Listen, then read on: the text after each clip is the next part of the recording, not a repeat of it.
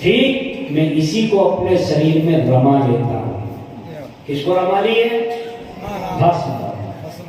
ठीक उज्जैन में नित्य प्रति भोले बाबा को क्या चढ़ती है सुबह सुबह? भस्म। भस्म है ना, मुर्दे की ताजा भस्म।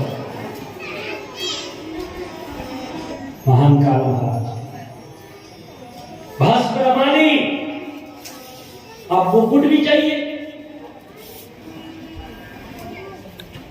तो भोले बाबा ने कहा दुकान में कहा जाओ मुकुट ले दे। स्वयं की जटा इकट्ठी करी, एक सांप से कहा भाई साहब आप ऐसे कर लो, तो ये क्या बन गया? मोर मुकुट बन गया, वो भी बन गया। अब दूल्हा के गले में चेन भी चाहिए। क्या चाहिए दोस्तों? चेन सोने की, मोटी वाली हो और अच्छा लगता है। लेकिन ये बताओ कि चेन पहनने के बाद आदमी चैन से रहता है, बेचैन रहता है? बेचैन है। नाम तो उसका चैन है, पर गले से लगते सही वो बेचैन लगती है। किसी को चैन से सोने वो कहती है सोना सो, कोई निकाल ले जाएगा। और हेकाई की सोने की, पर कहती है सो ना, सोना मत नहीं तो चली जाएगी। तो नाम तो इसका चैन, पर रहती है करती है बेचैन। भोले बाबा ने कहा कि जिस चैन को पहनने से अपन बेचैन रहते हैं ऐसी चैन मत पहनो। तो फिर कैसी पहनो कि पहनने वाला तो चैन से रहे, चोरने वाला बेचैन रहे, ऐसी चैन है ना। और वो चैन का नाम है बढ़िया पीला पीला सा, दिल में से सांप निकाला वो गले में, ये चैन पहन ली। दो छोटे छोटे सांप निकाले तो भुजबल बना लिए, दो छोटे सांप निकाले गजरे बना लिए, तीन बढ़िया पतले सांप निकाले नए नकोड़ हैं दिल में से, उनका यज्ञोपवीत बना लिया। क्या नहीं खूबसूरत। तो माता मैना ने देखा ओ लोगों के जमाई तो घोड़े पे बैठ के तोरण मारते हैं, हमारे दामाद तो हाथी पे बैठ के आ रहे हैं। काय पे बैठ के आ रहे हैं? हाथी पे। वाह नारद वाह। मैंने कहा क्या बात करती हो, ये दूल्हा नहीं है तो फिर ये कौन है? ये दूल्हा का चपरासी है, जूता साफ करता है।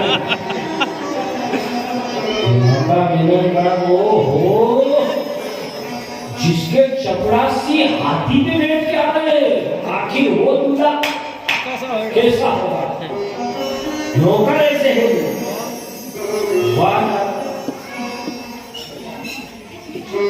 मनी मन में तो नारद जी कह रहे हैं बात तक ठोकती रहो, जब है दूल्हा आएगा तब मैं भी टिकने वाला।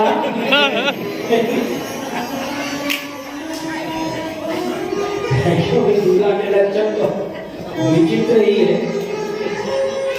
तो कुछ देर बाद महाराज कुबेर आए पुष्पक विमान में।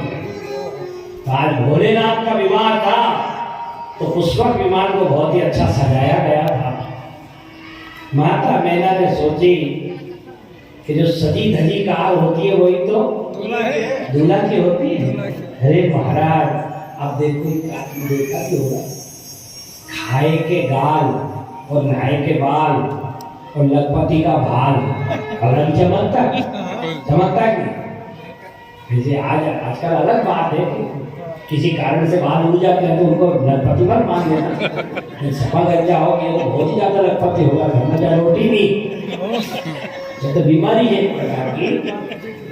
लेकिन भाल भी चमक रहा था, गाल भी चमक रहे थे, और जो बड़ा आदमी होता है उसका चेहरा अपने आप दिखता है। माता मैना ने कहा हो क्या दूल्हा ढूंढा है, जिंदगी भर मेरी बेटी पुष्पक विमान में बैठ के घूमेगी, हवाई जहाज। नारद जी ने कहा माता जी ये भी दूल्हा नहीं है, तो फिर ये कौन है? ये दूल्हा का मुनीब। कौन है दूल्हा का? लेखा जोखा करने वाला। और वास्तव में सही है, विष्णु भगवान मित्र है, ये इंद्रमित्र क्या वो चपरासी है। ठीक। और कुबेर भगवान शंकर का कौन है? जोर से बोलो। मुनीम है, ठीक। माता मैना ने कहा जिसका मुनीम ऐसा, जिसका नौकर ऐसा, जिसका मित्र ऐसा, आखिर वो दूल्हा कैसा होगा? सस्पेंस और बढ़ता ही जा रहा। गौर कर, इतने में अब ये दोनों रह गए, नंदी और भोले बाबा। तो नंदी ने कहा भोले बाबा अपनी तो बारात है ही नहीं, दुनिया केवल बारात तो ही नहीं। तो नंदी ने कहा कि एक काम करो, आप अपन अपने समाज को बुला लो। जो भोले बाबा ने संगीनाद किया तो पूरे मध्य प्रदेश के भूत प्रेत शमशान से उठ के आ गए। और आ गए भूत प्रेत। तब कोई उठ के आया तो कोई तो हंस रहा है तो उसकी हंसी बंद नहीं हो, कोई रो रहा है, रोने का कोई काम नहीं था, शादी में रोने का क्या काम, और उसकी धुन बन गई तो रो रहा है तो रो ही रहा है। कोई गा रहा है, कोई नच रहा है, नाचे गावे गीत परम तरंगी भूत, सारे के सारे ऐसी हालत हो गई। पानी जब आता है, गर्मी बहुत पड़ रही हो और एकदम पानी कहीं आवे तो उससे पहले क्या आती है? ठंडी ठंडी हवा।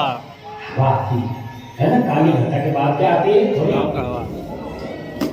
भोले बाबा की बारात की हवा नारद जी को पता चल गई कि असली बारात तो अब आ रही। ठीक 10 किलोमीटर दूर रही होगी तभी नारद जी को पता चल गया। नारद जी ने कहा माता जी आप तो जानती हो तो क्या भैया कि मैं ज्यादा देर कहीं एक जगह ठहरता, मुझे शराब है, अब मैं चलता हूँ। नारद जी भी यहाँ से खिसक।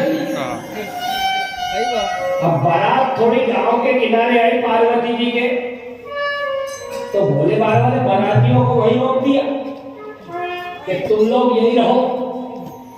तो क्यों कि तुम साथ में चलोगे तो गांव तो खाली हो जाएगा और व्यापन करेगा। तो तुम्हें देखने के बाद तो गांव में घेरने वाला गांव खाली बच जाएंगे लोग। मेरी टोपी भी भरी होती है, ठीक। बारातियों को वही रोक दिया। अब नंदी महाराज पहुंच रहे हैं जहां माता मैना खड़ी, वहां पहुंच गए। अब भोले बाबा की पीठ दिखे तो रखवाड़ा लगी लगाई है ना, चेहरा तो दिखे। नंदी दिखा, नंदी तो समझदार है ही, पहुंच गए।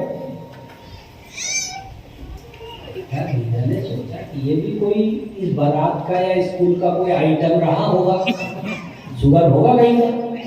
ठीक, तो नंदी की पूजा तो हो गई। भोले बाबा ने कहा जिस पे बैठ के आए इसकी पूजा हो जाए यही बहुत है, हमारी हो या ना, लेकिन जिस पे बैठ के आए कम से कम इसकी तो हो जाए। अब नंदी को बुलाया गया तो दो लाल लाल आंखें दिख रही थी भोले बाबा को, कुछ नहीं दिख रहा। क्या दिख रही थी? दो लाल लाल आंखें दिख। अब भोले बाबा नीचे उतरे। अब नीचे उतरे तो माता मैना के थाली में दीपक जल रहा था, तो कमर वाला खिसकने लगा, जिससे बेल्ट बना के लाए थे ना, जिससे भागावल बंद रहा था, वो खिसकने लगा। भोले बाबा ने कहा तुम कहाँ जा रहे हो? तो देखते रहे तो सामने आग है और जहाँ आग होती है वहां हम ठहरते नहीं, अपन चले।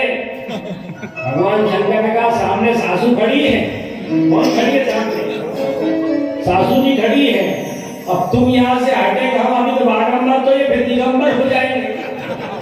थोड़ी बहुत संभावना है वो भी खत्म, वो भी खत्म, इसलिए थोड़ी बर्दाश्त करो भैया, ध्यान रखो, रुको। ये है सुनसान के रुके भी। ठीक, तब तक वो आरती ऊपर आई गले तक, तो गले वाला खिसकने लगा। आप भी जहां सांप होता है तो आग जला दो तो सांप वहां से हल जाता, खिसक जाता। आग को